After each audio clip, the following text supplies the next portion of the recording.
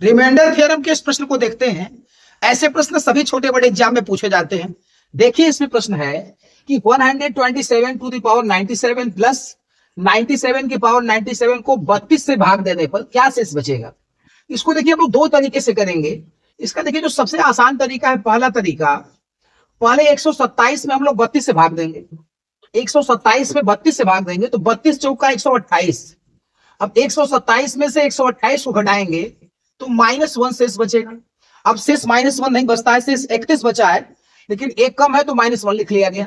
तो 127 में से 128 घटाने के बाद -1 शेष बचा, और -1 की पावर कितना हो गया 97, ये पावर लगा देंगे। अब फिर यहाँ पे देखिए 97 है, इसको 32 से डिवाइड करिए तो 32 तिया 96 होता है। तो 32 तिया 96 होगा तो 97 में से 96 घटेगा, एक शेष बचेगा। 97 में से 96 को घटाएंगे तो एक शेष बचेगा। अब ये पावर लगा दीजिए 97। अब ये देखिए -1 है, और -1 पे कोई भी 8 पावर लगाएंगे, विषम पावर लगाएंगे तो -1 आ जाएगा। यानी ये आ गया -1, और 1 के कोई भी पावर जो है, 1 की कोई भी पावर 1 हो जाती है, तो -1 + 1 मिला के 0, अर्थात इसको 32 से भाग देंगे तो 0 शेष बचेगा। दूसरा तरीका इसका यह है कि ये नंबर हमारा a की पावर n प्लस b की पावर n के फॉर्म में है। ये नंबर हमारा a to the power n plus b to the power n के फॉर्म में है, जहां n क्या है, विषम संख्या है।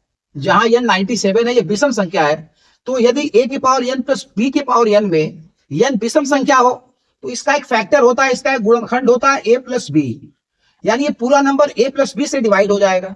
अब यहाँ a कितना है 127 और b 97, यानी ये पूरा नंबर 127 प्लस 97 जोड़ने पे 224 आएगा, यानी ये पूरा नंबर 224 से कट जाएगा। 224 इसका एक गुणनखंड हो गया। अब हमको 32 से भाग देना है, तो 224 में यदि हम लोग 32 से भाग दें तो ये 7 बार में कट जाएगा। यदि हम लोग 224 को 32 से भाग दें तो ये 7 बार में कट जाएगा, यानी ये पूरा नंबर फिर 32 से कट जाएगा। ये पूरा नंबर जब 32 से कटेगा तो 32 से भाग देने पे शेष बचेगा 0। तो ये इसके दो तरीके हो गए।